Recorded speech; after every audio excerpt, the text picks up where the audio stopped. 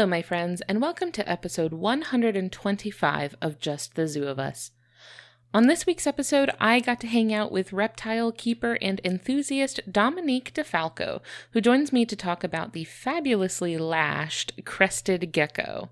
You're going to hear all about the joys of loving and caring for reptiles, the mind-blowing physics that keeps geckos clinging even to smooth glass, and what makes these wide-eyed, velvety soft lizards such special little friends. Just the Zoo of Us presents the Crested Gecko with Dominique DiFalco.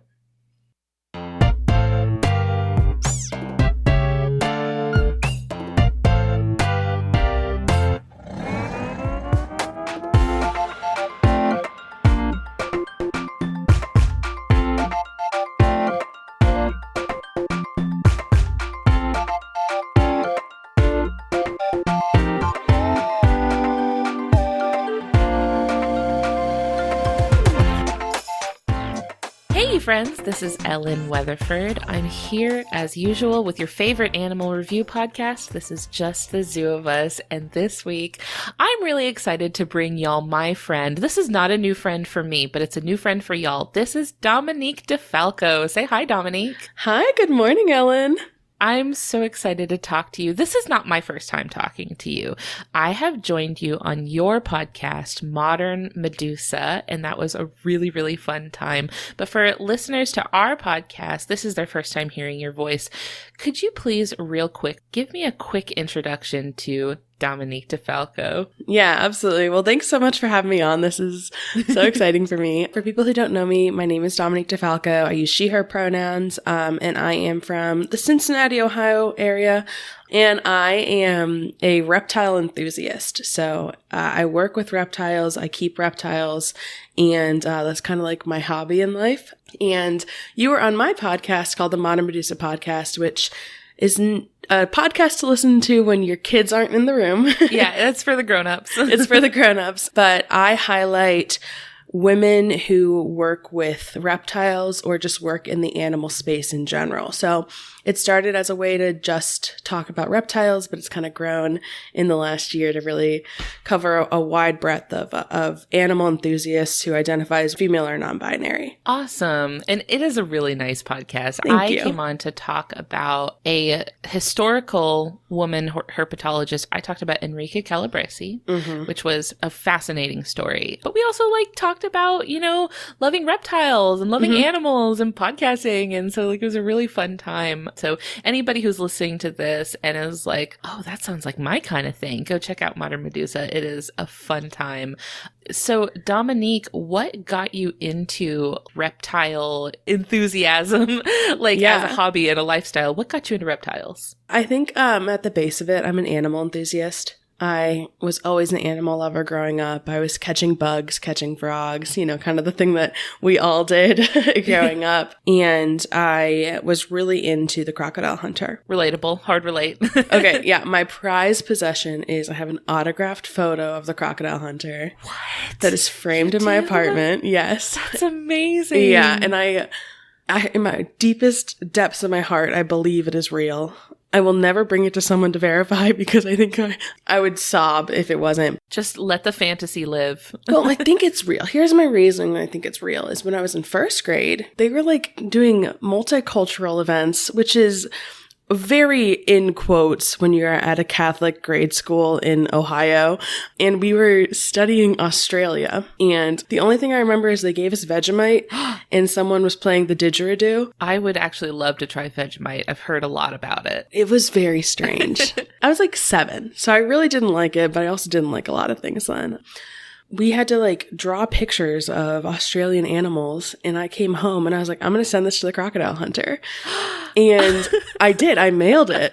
I mailed it to the Australia Zoo, and then I forgot about it. And a year and a half later, I got a care package. Oh my And it gosh. had crocodile hunter stickers. It had the autograph photo. It had a map of the zoo and a thing about the fan club. And I lost my mind. I think I would 8. have also freaked out. Yeah. And I think it was within the same year that he passed. So it was, like a hard thing. I think it was like one of those things as a kid where I didn't totally understand like what that meant when someone passed. And it was like a big thing for me to have that and still be able to really like appreciate all the work he put in. And now I get to appreciate the work his family does. But I always liked animals a lot. And so like at that younger age is really when I was reading and watching, consuming a lot of media about it.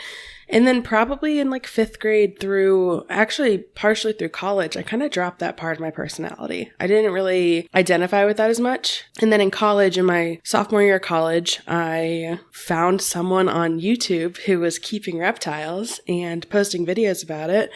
And I was like, oh, yeah, that is something I really liked when I was younger. Let's like get back into the research. And I just kind of went all in. I found out I could keep them privately in like a personal collection. And I did a lot of research. And my favorite animal is the green tree python. So I got a green tree python.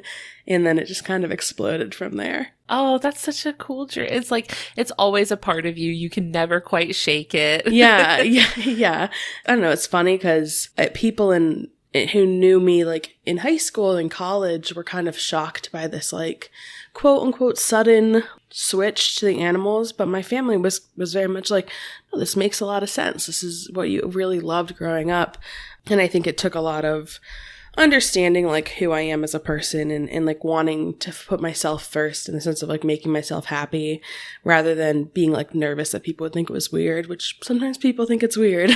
And something you talk about on your podcast too is that, you know, women are not often welcomed into herpetology and animal science, you know, like there's a lot of barriers there. Yeah. And I think that's one of the things that's interesting about my specific like niche within the reptile hobby is I really became like a voice for women in the hobby. And then I work really hard to also make the hobby a welcoming place for non-binary folks. I've tried to build a community with women and non-binary keepers on Facebook. So if you're on Facebook, it is an adult group. It's called Female Herpers and Reptile Keepers. It's a great group. We just hit 10,000 members this week.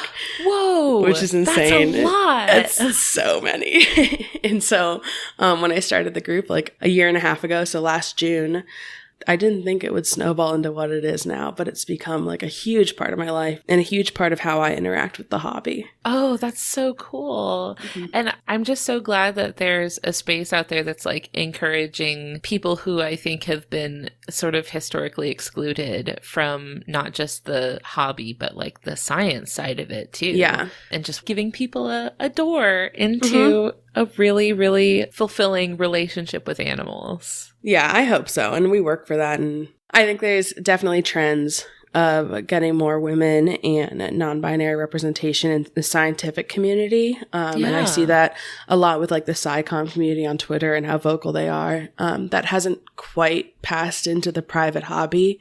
So another thing I try really hard to do is kind of like mesh those two worlds. So on my podcast, I'll interview hobbyists, but then I also bring on professionals and scientists who maybe keep reptiles personally, but their main passion is studying and trying to make sure that those two worlds are overlapping and because we have to coexist. Yeah, for sure. I love to see cultural shifts happening in real time. That's very exciting. It's really fun.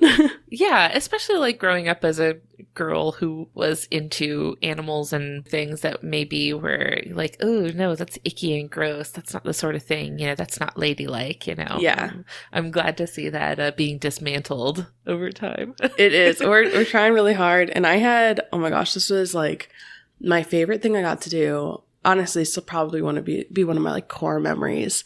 One of the things that I used to do when I was little is we had a lake house in upstate New York near Lake George. So up there are eastern newts, which are like these tiny, like couple inch long red newts in their eft form, which are like orangish with red spots. And I used to go what I called salamander hunting. And this isn't great. I definitely didn't fully understand what I was doing. So like, please don't be mad. I'm so sorry. I would collect buckets of them. And like literal like sand buckets because I would walk up and down our private lane and like collect buckets. And like my grandma would be like, oh, that's great. Just don't bring it in the house. And I was always the cousin who was like playing with the creepy crawlies and like catching them at the lake house. And it didn't really pass along to my other cousins in the same sense that it really like became something for me. except my youngest cousin, I have 23 cousins on this side of the family, big Italian, Irish, Catholic family. They really did the thing. She's 15 and she reached out to me. She's like, hey, I think I'm interested in reptiles. And I was like, yes, you are. Yes. And we're going to continue this. So she and her family drove down from New Jersey to Cincinnati, which is like a long drive, for just a weekend of me taking her to all of the places that I like to go locally to like work with reptiles. So, oh my gosh, it was literally the best weekend. We drove like an hour north to my friend who breeds ball pythons, and he let her see the newly hatched ball python babies. And then he also let her help pull eggs from a mom that had just laid that day. Wow. And then the next morning we got up and went to the Cincinnati Zoo, and my friend Ryan Dumas, who works there, he's the head keeper for the fish and then for the reptiles. He took us and we surprised her and got to feed the Galapagos tortoises. And like, it was literally such a dream for me that weekend to be able to share my passion with someone who I love. Obviously, she's my cousin, but she was so into it. And she was telling me that like people had told her it was weird. And I was like, being able in real time to be like, these are the people that share your passion, and we've all been through the same thing of being told it's weird and we shouldn't do it. And like, I promise your community is out there. And if you continue fostering the love, it will carry you through life. Yeah, there's community out there. And also, you know, being from Florida, I understand the value of having a love and respect for reptiles. Yeah. Especially with how much misinformation is out there about them, so many myths, so much fear-based misinformation out there around reptiles. So especially just like getting a young person to understand and respect them a little bit better, it's just, that's the way to go, you know? Like, yeah. I'm happy for your cousin. I'm also happy for you that you got to experience that, because that sounds like I'm getting secondhand hype just hearing about it. It's the best. And I think it's hard to fight so hard for my passion and make it more inclusive when you're not seeing that in every other space of it. So having that weekend with my cousin was like such a rejuvenation for me. And like, this is real time why you do it.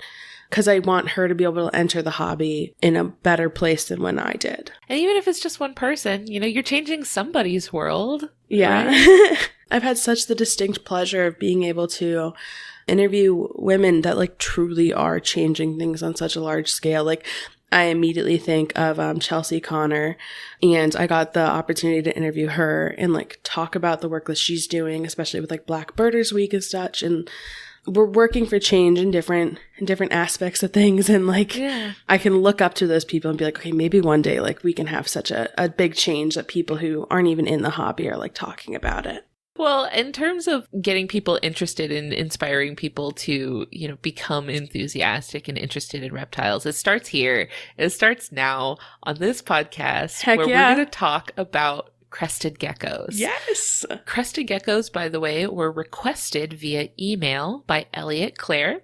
So Elliot sent in an email asking that we talked about crested geckos, and I had already been kind of looking for a reason to reach out to you to have you on.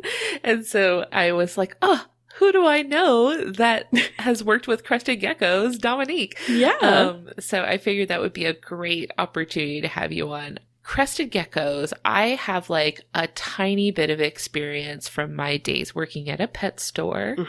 I spent a few years working at a pet store in college, and they did have crested geckos there. So just the tiniest little bit of background knowledge on crested geckos. But Dominique, let's hear it. For our friends who may not be as familiar with them, what is a crested gecko? Well, I first want to say that I think, in my personal opinion, I think the crested gecko is like the ideal first pet reptile, which is why I think it's like such a good thing that we're talking about it. Oh, awesome. This is like a great like gateway into reptile keeping. Yeah, I think so. So the crested gecko, for those who don't know, is a small arboreal gecko. So usually like 4 to 6 inches. They're a thick-bodied gecko. They have this large triangle head. And there's this meme where it's like a crested gecko looks like it just has one brain cell that's ping-ponging inside its head, which is like very accurate. Because it's got the eyes that kind of point in either They direction. look in different directions, and it's just got this blank stare, and they don't have eyelids, so like they're always staring at you. At 100% capacity. 100%, and then they just lick their eyeball, and you're like, oh, that's great. Thank you. Galaxy brain move. Yeah. So the crested gecko, I looked up the scientific name, and I'm going to try my best. Let's hear it. It's Rhacodactylus ciliatus. Rhacodactylus. That sounds like a great song title, doesn't it? Yeah. Yeah, like it does. that's going to be my band name. Rhacodactylus. Rhacodactylus. Yeah. And there's like 8 million ways you could spell that. I love it. Music to my ears. So yeah, it's a small gecko endemic to New Caledonia, which is about 750 miles east of Australia in the southern Pacific Ocean. So this island is really cool because it has a lot of very unique species of geckos. So in the reptile hobby, people will generally kind of find their niche or niche. I don't know the difference. We don't have an official stance. Yeah, well, I've said it both ways, and people are like, that's wrong. And I'm like, well, if I just keep saying it both ways, you can't tell me it's wrong. So people tend to pick like the group of animals that they seem to have the biggest draw to. So like personally, I keep Morelia, which is the python species that I was saying. So a lot of people will keep New Caledonian geckos.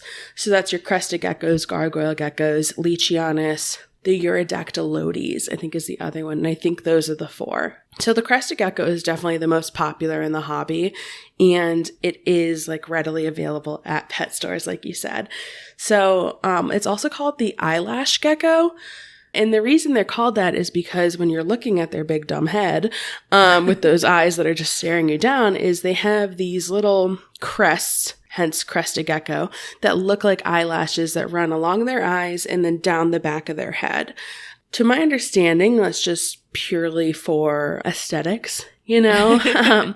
Every king needs a crown. Yeah, exactly. But when it comes to the private keeping and private breeding of them, that can be a good indicator of health within the breeding pair. Is a nice defined crest, like a floppy crest or lack of a crest can tell you that maybe there's some inbreeding. There's a lot of inbreeding that happens because we'll get into it a little bit more in a bit, but because of their genetic diversity in the hobby.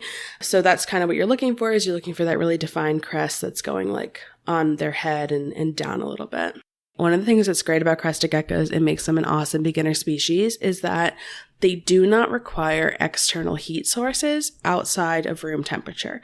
Oh, really? So as long as they're in this, like, I want to say like 68 to 85 range, like you obviously don't want to stay too long in either extreme. They really can be totally content and totally healthy. You can offer them supplemental heat at very low levels because you don't really want to go over that 85-degree range, but they don't necessarily need it like you would think of like other reptiles would need, because their habitat is in that similar temperature range.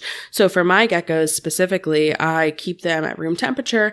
I have a little thermostat in there that just kind of tells me what it's at. And then like during the summer, if it gets a little hotter in my room, I add a fan. And then during the winter, if it's, a little bit colder, I'll put them closer to the ceiling and things like that. So I think that's really awesome. It makes them easier to like keep around if they're comfortable at the same temperatures we are. Yeah. It's like you don't have to like do anything drastic. Like we're just chilling at our cool 72 degrees. Yeah. And I think that also makes it like a more approachable animal for parents to look at. Oh, true. Because there's a lot of fear, and like I totally understand this fear about fires with reptile keeping.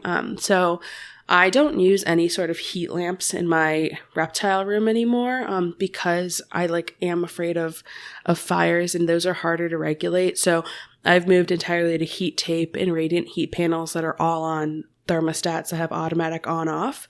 And so if a child is trying to get into animals and you want to encourage them, but you're like nervous about them maybe having a heat light in their room or something like that, a crested gecko can be great because they have a higher tolerance for error. And then also I feel like there is a lower safety worry with them, and especially their caging. Yeah. And of course, if your kid wants to get into animals, understand that you are going to have to get into animals. Yes. Yeah. This is not going to be the sort of thing you can set up in your kid's room and be like, all right, good luck. Because it's going to require parental support. Yes, absolutely. And I guess I just think about it like I had a leopard gecko when I was younger that was in my room, and my parents did help me with it. But I put the heat lamp on my table one time and burnt the table. And I noticed really quickly, but maybe had I not, or had I gone to school, it could have been like a really big problem. And so I think that if your kid does want an animal that maybe they're going to keep in their room, and you're not going to be walking by in the living room every second of the day, it's definitely easier. But then like disclaimer with that is if you have other mammals in the house, like you'll have to make sure that they don't interact with your reptile. I have cats. I never let my cats interact with my reptiles for safety of the reptile, not really the cat, things like that. So it definitely is a big decision and big conversation to have with the kid and the parent. But I think that this is such a great starting point for kids. Yeah. Oh, for sure. And I wish people wouldn't try to like use live animals to like teach their kids responsibility. But I think the greater value in that is just like having a fulfilling experience with an animal and teaching you to appreciate an animal, especially one that's not a mammal, like learning how to connect with a reptile, I think is a great way to make you feel more connected with nature. It feels like, I know they're not dinosaurs like birds are, but for like a little kid, it's kind of like holding a dinosaur. Yeah, no, it totally is. And I think that like with crested geckos, I mean, I'm obviously like very passionate about getting kids interested in reptiles, but with crested geckos, it's such a good species that can really get the family involved because there's parts of the care that everyone can be interested in. So if you have a child per se that's like really interested in the animal itself, they can pick out the animal. But then if you have a child who's maybe more artistically inclined, let them help do the enclosure. Let them pick out plants if they want to put that in. And I think it can be really fun for like the whole family. It's an opportunity for everybody, but it should be a family effort, like I saw a lot of times, parents would be like, what kind of pet can I get for my kid that I'm not going to have to worry about? Yeah. And it's like, no, I'm sorry. Maybe a Neopet. Not to say that, a kid isn't going to be responsible with their pet, but, it's the important thing is the health and the safety of the animal. So you got to just provide that guidance. Like, let it be a family project, let it be a thing that the whole family does. It can be really fulfilling. Yeah, absolutely. So this is a gecko that, like you said, it's arboreal. So it's up living in the trees. The crested gecko, though, when I think of a crested gecko, pretty much the only image I have in my head is of them like splooted on the side of whatever it is that you're keeping them in. Yes. Yeah. So they are definitely they're not your gecko, but when you think of a gecko that has like the toes where they climb, this is a gecko that you're thinking of.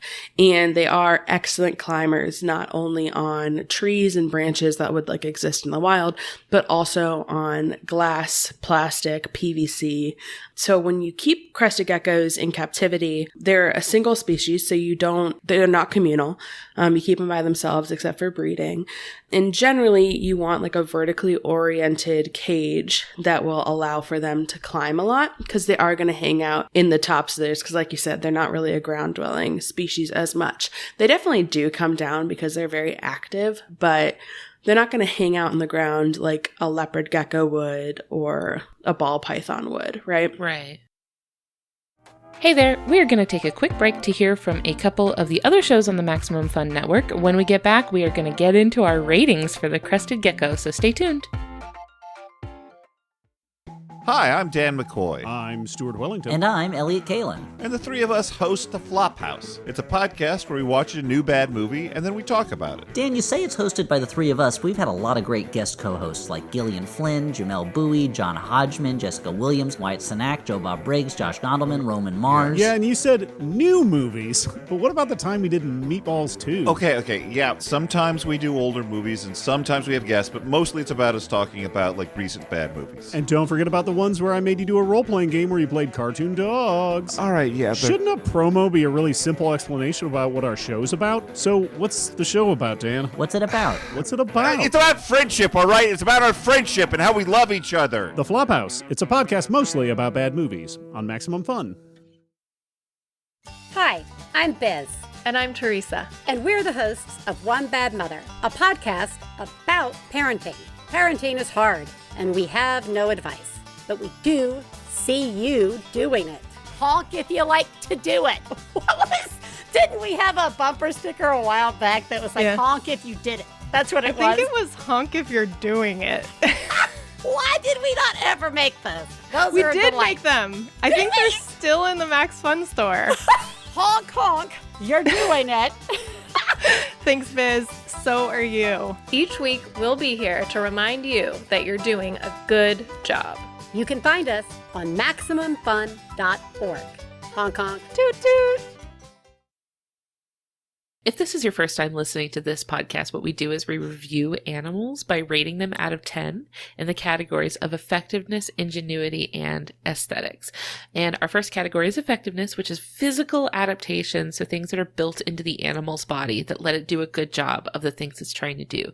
What do you give the crested gecko for effectiveness? Okay, so when we're talking about the fact that they can like literally climb on glass and stuff, right? That's impressive. There's nothing to grab onto. Yeah, it's super impressive, and I learned a lot when I was researching this. So overall, I gave it an effectiveness level of an 8 out of 10. That's pretty good. It's pretty good. I wanted to give it 10 on 10 on everything, but I had to be critical and I had to be realistic with myself.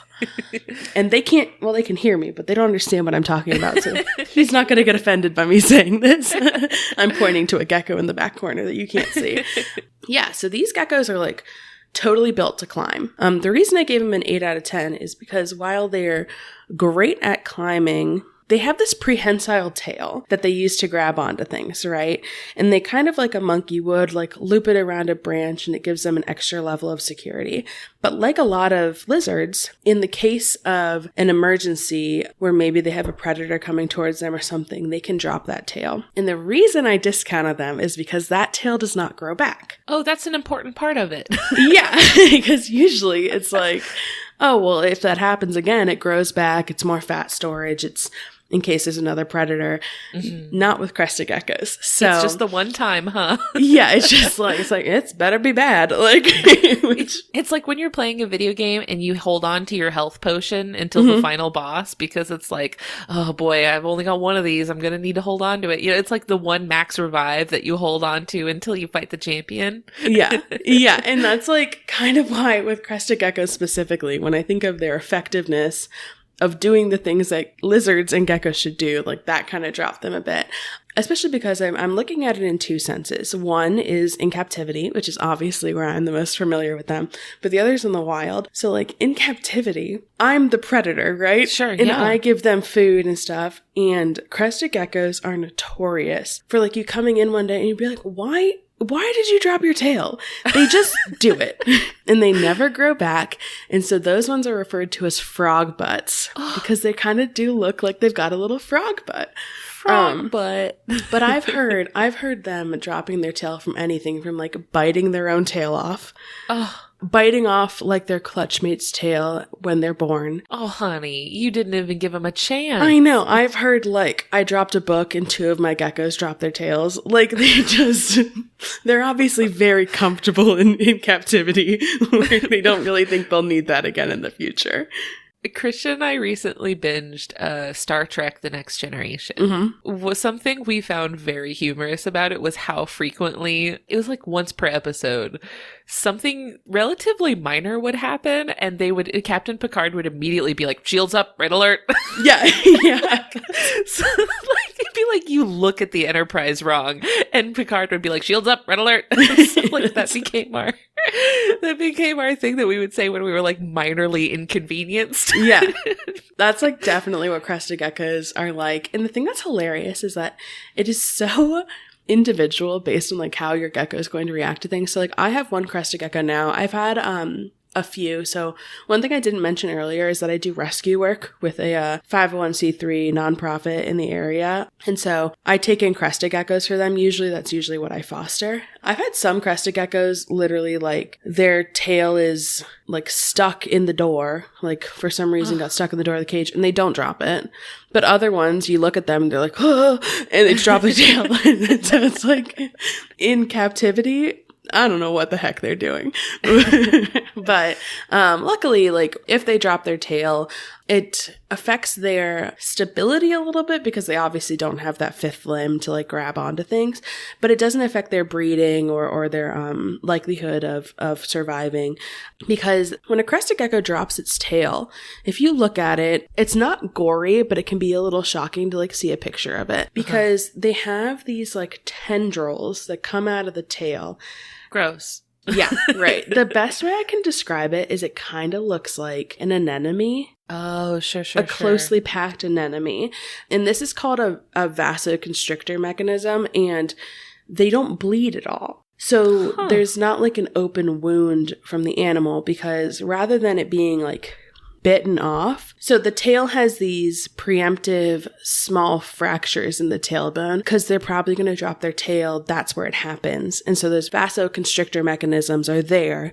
So there's no bleeding and there's not really an open wound when that happens. That's a good idea, because like you don't want to be zipping around the forest leaving a trail of blood for predators to track you down. Right. So that's a good idea. You might as well like build it in with like a quick eject. Yeah, and like one good thing about it too is they're less prone to infection because it isn't an open wound that's going to like go into your bloodstream. In captivity, if you have a crested gecko that loses its tail, it is recommended that you maybe take it out of its main enclosure and have it in a smaller enclosure with paper towels just to make sure that nothing went wrong for a little bit, make sure they're healing okay, because obviously it was a stressful event that caused them to do that. But really, most of them do totally fine with little to no problems after this happens. Okay, that makes sense. Yeah.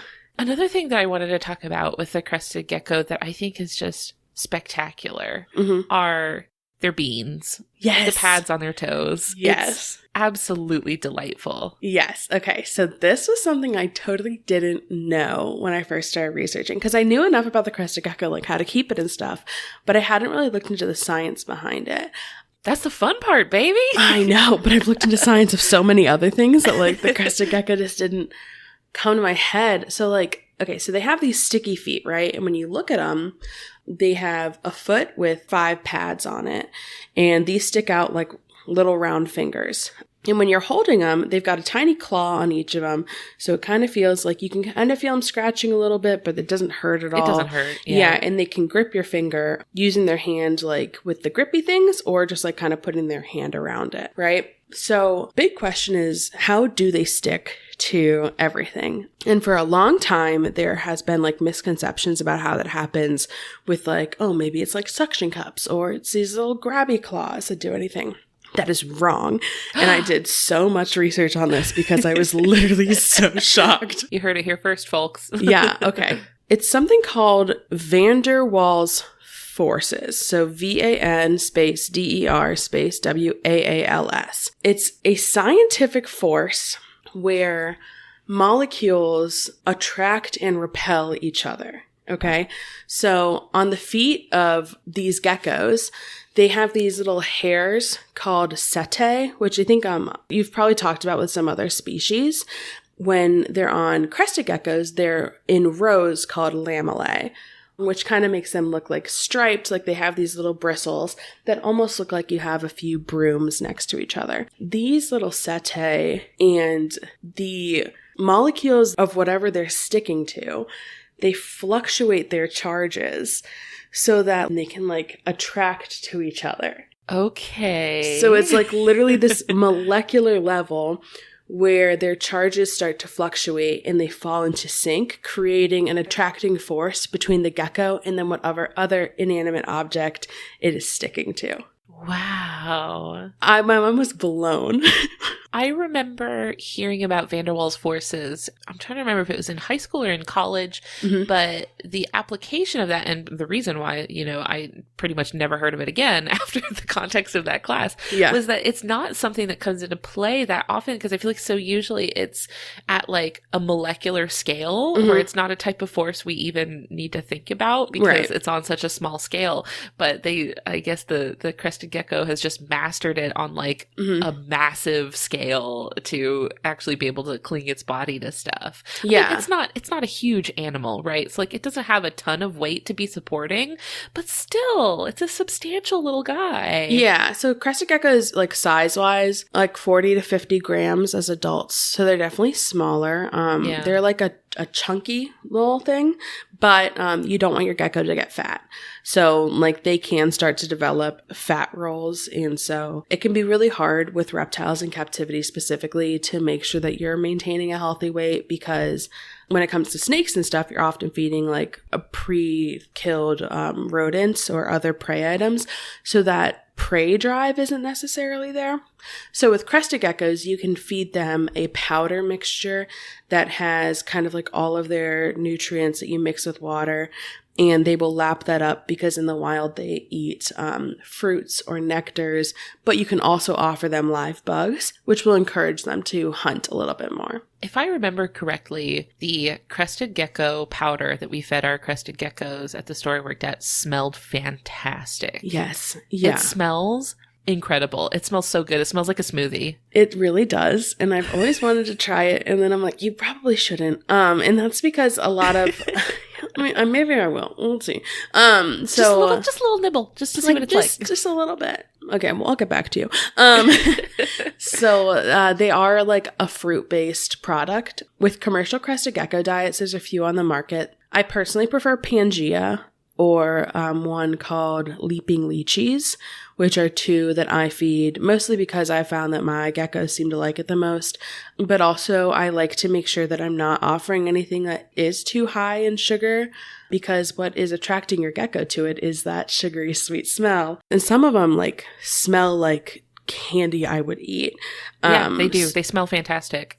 They do. So that's like another thing. You want to make sure that you're not giving them the super sweet versions or flavors of all these things that they get dependent on, and then they don't eat the ones that are more fortified and such. Okay, I feel you. So in the wild, are they more like omnivorous? Like they can eat like fruits and, bugs and stuff? Yeah, so they will hunt bugs. I think that fruit is the primary source, fruit and nectar, because it doesn't run away.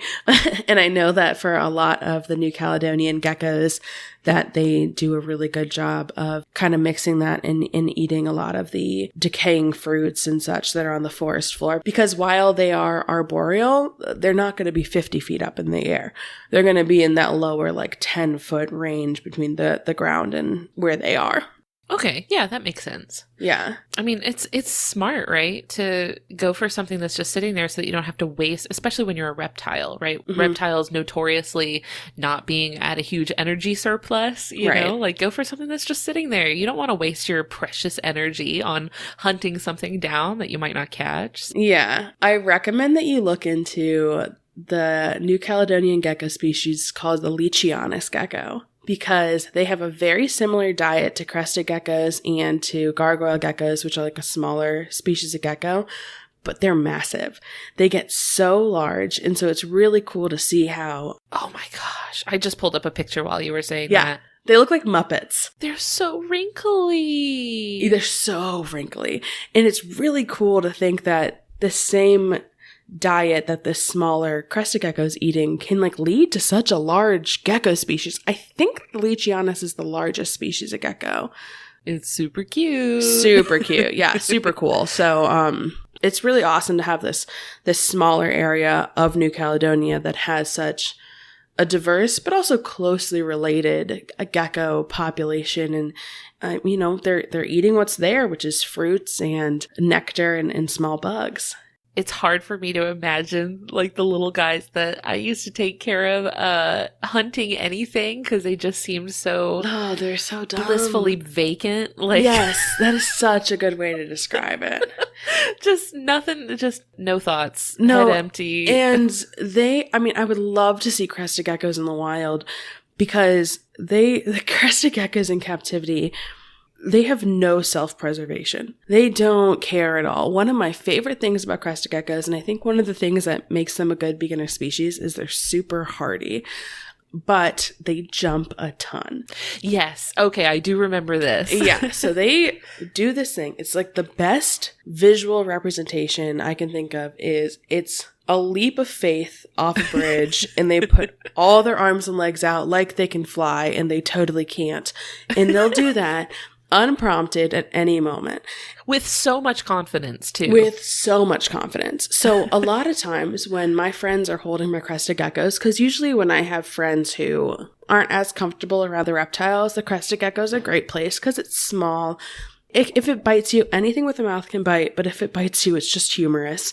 They're also, I will say, super soft. Yeah, and that's the thing is soft. it kind of gets out that idea that like reptiles are slimy and gross and stuff.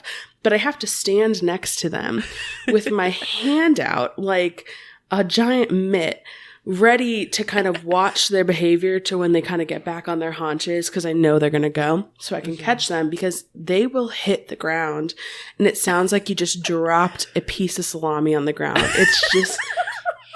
That's truly the best way I can think to describe it is this splat. I've seen him do it. Yeah, it's in hilarious. The first few times it happened, like I was like, oh no, and then they just start running, and you're like, what? I'm sorry, and like you shouldn't have been able to do that. And my favorite thing is they don't drop their tail then. Like what? No, they drop their whole body on the floor. It is, and it's the funniest thing, and I love. And no matter how much I warn my friends, like, hey, he's going to jump. Like, if he hits the ground, it's okay. The fear in their eyes. And then you hear that splat, and it's just the funniest thing. And they're totally fine.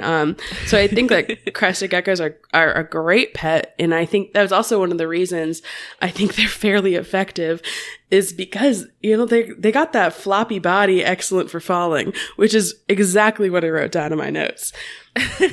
Because if you hit, as an arboreal species, especially if you've lost your tail for some reason, if you make a jump that doesn't work well, you're not at risk of dying every time you fall a few feet. They're not taking fall damage. Yeah, no, it's more like a rejuvenation for them. Yeah. They do it just to feel alive. Yeah. It's like very much, I believe I can fly, like going in the background. Yeah. If you can look up a crested gecko jumping, always look it up in slow motion because they like arms are flailing. It's just the funniest thing.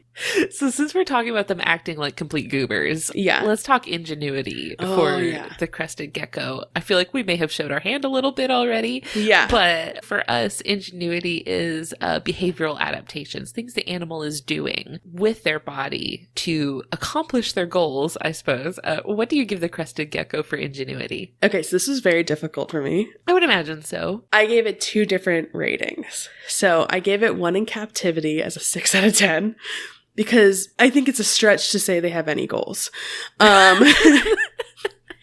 And then in the wild, I gave them a 9 out of 10. Wow. So it's like a pretty distinct disparity. Yeah. And I really focused more in the wild because I think that it is kind of ingenious that they have those vasoconstrictor mechanisms, the predetermined segments where the bone is broken in the tail, the fact that the tail moves a lot. And one of the things that's interesting is that even though in captivity, crested geckos are one of the most common reptile species, we know very little about them in the wild because from 1866 until 1994, they were thought to be extinct. Just, there's none. Just like, I guess we don't have any of those anymore. So you have to think that for over a century, they were doing some pretty ingenious things that made us just not realize they were there. And I will say, it is probably a wise move to stay away from humans as much as you can. Yeah, absolutely. So that was really where, like, it's kind of hard for the ingenuity, and I did give them higher because I assume there's things going on with them that we still don't know because most of our observations are in captivity. And most of the research I was doing was referencing them in captivity because it can be kind of difficult to get to New Caledonia and get permission for research because the New Caledonia region does have such a diverse reptile presence, like I was saying, that smuggling was very common, and it's actually closed now for any exports. So there's no new bloodlines coming in to the captive hobby from New Caledonia. So I don't think that they're as eager to just allow anyone to come in and play with the geckos that they know have such a high value in the private trade. Understandably so, yeah. Yeah, but there's not a lot going on in their heads like we've talked about. So in the wild, they're good at climbing up their wall. Oh, excuse me, in the captivity, they're good at climbing up their walls and they're good at finding that little bowl of food we give them. And that's about it. I have seen, I don't know if it was a crested gecko, but it's a similar gecko that I feel like they're really good at camouflaging. Mm-hmm. Maybe not something that they're intentionally good at. Yeah. Maybe it's just the way that they look. But I feel like I often see them positioned in such a way where they're like along a branch, or if you have some sort of like wooden thing in their enclosure, they'll kind of like squeeze alongside of it so that they kind of blend in with it. Yeah. Sometimes I see a gecko that like almost looks flush with the branch, right? Like they can be so good at it. Yeah. So I would guess that what you're thinking of, the first one that comes to my mind for that is the Henkel's leaf-tail gecko. And pardon me, I can't remember that scientific name. Do you see it? It's Uroplatus henkeli. You know what? That is exactly it, because one of the first results that came up was for the Henkel's leaf-tailed gecko at the Jacksonville Zoo, which is where I saw it. Yeah. Okay. So those geckos, Uroplatus in general they are leaf-tailed geckos. So those are going to be your really camouflage gecko species. Like I have stood in front of gecko cages and I'm like, I know there's a gecko in here. Where are you? And then they move and you're like, oh, you've been right there the whole time. Yeah, it's a fun game to try to play, like find the gecko. It's my favorite thing. And it's, gosh, this is probably good because at least I'm giving the zoo money. But like I've gone to the zoo so many times that I know the hiding spots of most of the animals in the reptile house. So I like to bring friends and be like, guess where it is? And I know. Yeah. Because it's in the same spot because they're very routine creatures. But yeah, the crested geckos, I guess specifically in captivity as well, they really don't have that. Maybe they do have a desire to camouflage and they just don't do it very well. So like right now I'm looking over at my crested gecko cage, and while his head is behind a leaf, the rest of him is just right there in front of the glass. So that really, if I can't see you, that's exactly what their thought is. And then like, we're going to talk about aesthetics in a minute, but like in captivity, their color variation is so wide that I think we've almost taken away their ability to camouflage like they would in the wild. Oh, sure. Yeah, that makes sense. Well, you know what? Since we're right here, let's talk aesthetics. For the crested gecko, this is the final category we rate our animals on. I have high hopes for this one. Yeah. What do you give the crested gecko for aesthetics? I did give it a 10 out of 10. This one's easy, right? This is clutch. Like, yeah. This one has it covered. They're a very cool looking species of gecko. I think that they appeal to a lot of people because of their funny little faces and because of, I mean, not to anthropomorphize too much, but they look very friendly.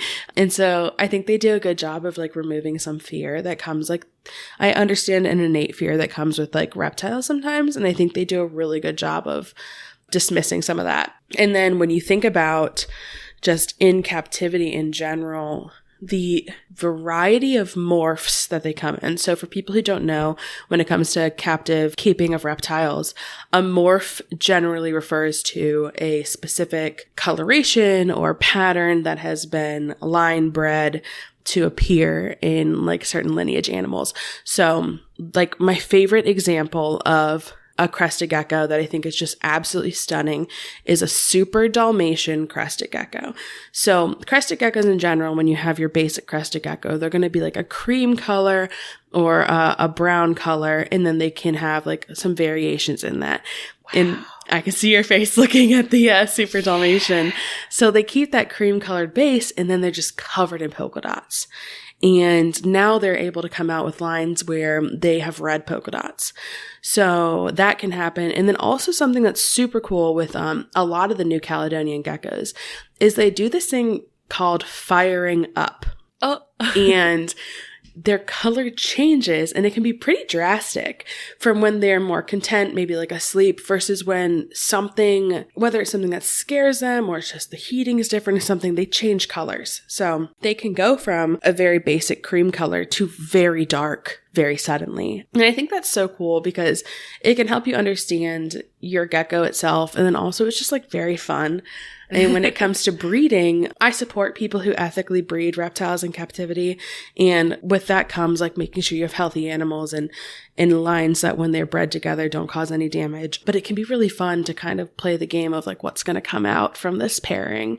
And that's why I just think crested geckos are really awesome. Yeah, and they're beautiful. And something that I think doesn't come through in photographs is that their skin has this velvety texture. Mm-hmm. Yeah. It was so surprising to me the first time I got to actually like handle one. Mm-hmm. It's that it's so soft. Mm-hmm. Like it has this sort of very like velveteen feel to it. Yeah. It doesn't have the same, they do have scales, but it's like different than what you think of when you think of like a snake. And that's with a lot of geckos, and then specifically the New Caledonian geckos really have that skin. I do call it more skin than like scales. That's what it feels like. It does. It feels like skin. Like it doesn't feel like scales. And it's really cool because when you think of like a snake shedding its skin, and they kind of wiggle out of it and then leave it like, you know, in the corner or something. With crested geckos, they eat it. So they kind of like start to shed. And I've actually never seen my crested geckos shed because usually they get a little grayish and then the next morning they're back to their normal color.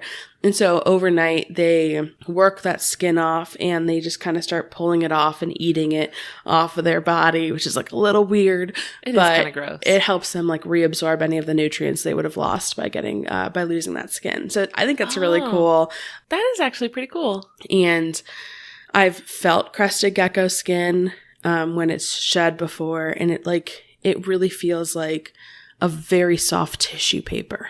It does. Yeah, it does. Yeah. I think it's like soothing. It almost feels like if you could replicate that texture for some sort of like soothing like fidget toy or something, that would be absolutely perfect. Yeah. Well, thank you so much for your time and your knowledge. I have learned a lot about crested geckos today, and I already liked them, but I feel like now it's like further in the love category. Right? Like, come on, they're so cute. And there's a surprising amount of science going on there. So very, very awesome. Let people know at home where they can listen to your podcast, where they can find you on social media, your Facebook group. You already mentioned that. Yeah. But let people know where they can connect with you. Yeah. So I am most active on Instagram. That's probably the best way to find me. My reptile page is at DiFalco Reptiles. So DIFALCO Reptiles. I post a lot of my animals there, and then you can always reach out via DM and ask me any questions you may have. And if I don't know, I probably know someone who does. The podcast is the Modern Medusa Podcast on all platforms. And once again, that's more like an adult-oriented show, but I really like it. Obviously, I'm a little biased. And if you're looking for a starting point, I was on one of the early episodes. Yeah, and it was a good one. And we got to learn about some historical herpetologists, which is always a fun thing for me to talk about. Yeah. And then on Facebook, the Female Herpers and Reptile Keepers group as well. So yeah, you can find me there. And I'm just so grateful. Thank you, Ellen, for having me today. Of course. Thank you so much. It's always a delight to speak with you. Thank you. You know, I was just looking for an excuse. Well, it's so funny because you like message me and you're like, hey, do you know anything about crested geckos? And I'm like, what do you need help with? Because I'm so used to people being like, something happened to my gecko or happened to my snake and I need help. And so I'm like immediately in like, let's solve the problem. And you're like, well, do you want to talk about it? I'm like, well, yeah, duh. Yeah, I mean, rest assured, if I did have such an issue, you would be the first person I would go to with that. Well, thank you so much. I'm not trying to tell everybody, hey, if you have a sick gecko, please message Dominique about it. Please don't do that. Take it to a vet. Yeah. But yeah, definitely go follow Dominique. Follow Dominique's podcast. It's a great time. Not just like educational, but also I feel like uplifting to hear about people that are getting into a hobby that has not always been super welcoming to them and like making it welcoming. Well, thanks. Like, this is not a space for me, so I'm going to make it a space for me. Heck yeah. Heck yeah. Stake my claim, right? Yeah, exactly. You got to make your own space. Well, thank you, Dominique. It's been an absolute delight to speak with you. We will talk to you later. Awesome. Thank you so much. Thanks. Bye. Bye.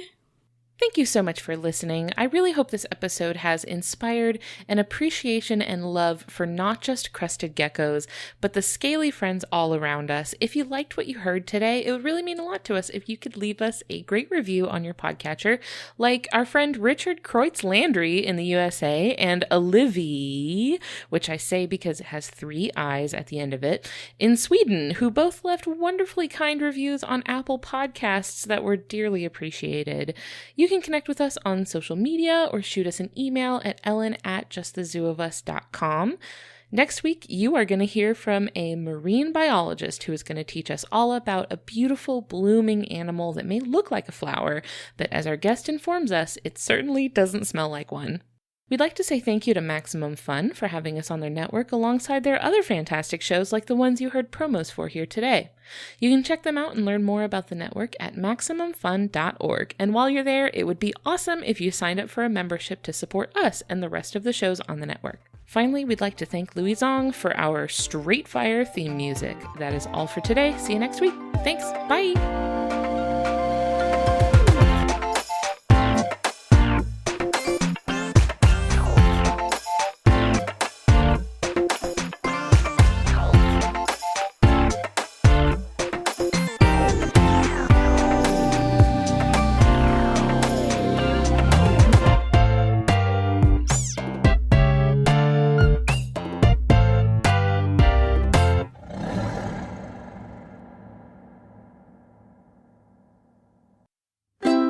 MaximumFun.org.